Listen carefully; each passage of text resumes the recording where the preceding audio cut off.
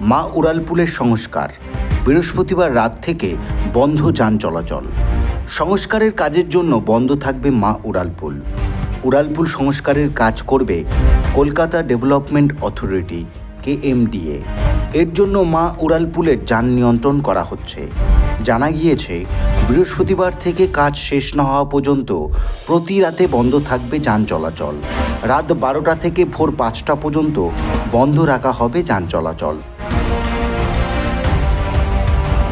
সেক্ষেত্রে যে সমস্ত গাড়ি উড়ালপুল ধরে বাইপাসের মুখে যাবে তারা পার্ক সার্কাস হয়ে সুরাবর্দী এভিনিউ, দরগা রোড 4 নম্বর হয়ে বাইপাসের দিকে যেতে হবে।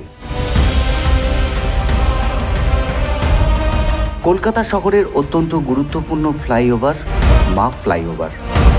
বাইপাসের দিক থেকে শহরের প্রাণকেন্দ্রে ঢুকে পড়া বা শহর থেকে সহজে বাইপাস হয়ে সল্টলেক নিউ টাউন যাওয়ার জন্য খুবই প্রয়োজনীয় এই উড়ালপুল।